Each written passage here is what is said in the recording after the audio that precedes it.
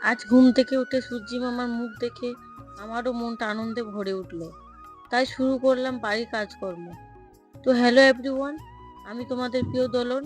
আমার একটা নতুন ভিডিওতে তোমাদের জানাই স্বাগত। আজ অনেকদিন পর রোদ উঠেছে, তাই কাজে লেগে পড়লাম। কাজ যখন আমাকেই করতে হবে, তখন সময় নষ্ট না করে সকাল সকাল কাজ সেরে নেওয়াটাই শ্রেয়। আর আমার মনে হয় ঘুমিয়ে সময় নষ্ট না করে আগে কাজ করে নেওয়াটাই ভালো। এদিকে টানা কয়েকদিন ধরে বৃষ্টি হচ্ছে বলে জামা কাপড়ও শুকাচ্ছে না। আর কদিন ধরে আমার মেয়েটার শরীরটাও তো ভালো নেই, তাই সকাল সকাল উঠে বাসি কাজটা সেরে নেওয়ার চেষ্টাই করি।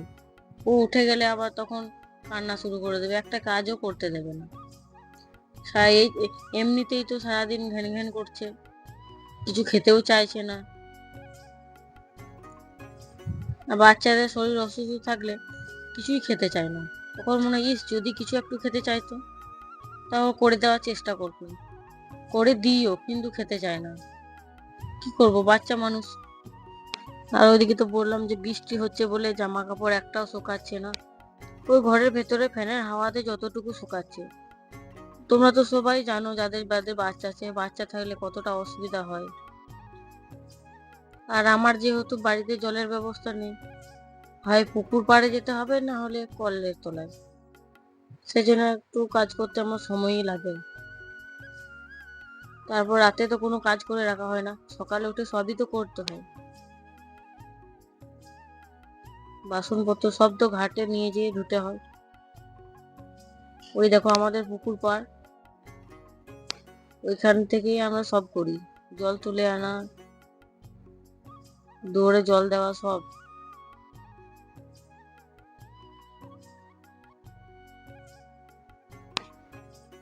কিছু বাসন ছিল পুকুরে ধুয়ে এসে বাড়িতে জল বোলাচ্ছি। পুকুরে জল তো ভালো নয়, নোংরা হয়ে গেছে, তাই বাড়িতেই জল বুলিয়ে নিতে হয়। সবকিছু এইভাবেই করতে হয়। কাপড় কেচে আনলেও বাড়িতে আবার জল বোলাতে হয়।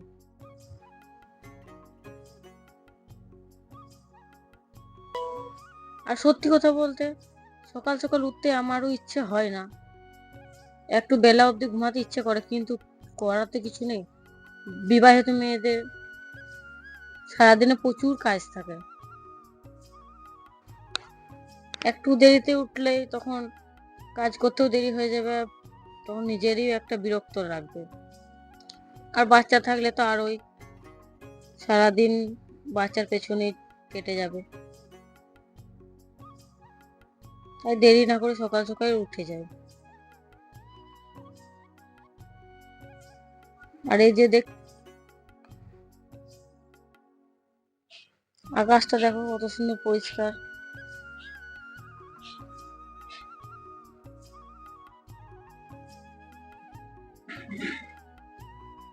আমার একটা অভ্যাস, ঘুম থেকে উঠে ব্রাশ করে জল খেয়ে চা খেতেই হবে। চা না খেয়ে আমি দিন শুরু করতে পারি না, মানে এনার্জি পাই না।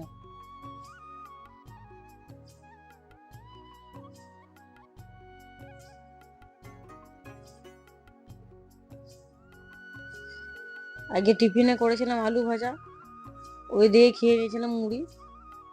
আর এদিকে মেয়েকে দিয়ে দিয়েছিলাম ডিম সেদ্ধ আর আলু ভাজা। তারপর আমাদের বাজারে একটু কাজ ছিল, তাই বেরিয়েছে পড়লাম। আসার পথে বিরিয়ানি এনেছিলাম মেয়ের বায়নাতে। কদিন ধরে তো কিছু খেতে পারিনি, তাই বলছিল মা বিরিয়ানি আনো, তাই ভাবলাম চলো নিয়েই যাই। আমাদের 3 জনের মতো নিয়ে এসেছিলাম।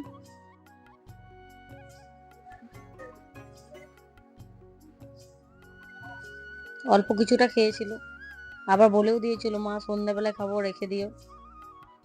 যখনই আনি ও ওইটাই বলে। আর এদিকে ফলের দোকানে গিয়েছিলাম ডাব কিনবো বলে, বাজারে একটাও ডাব নেই।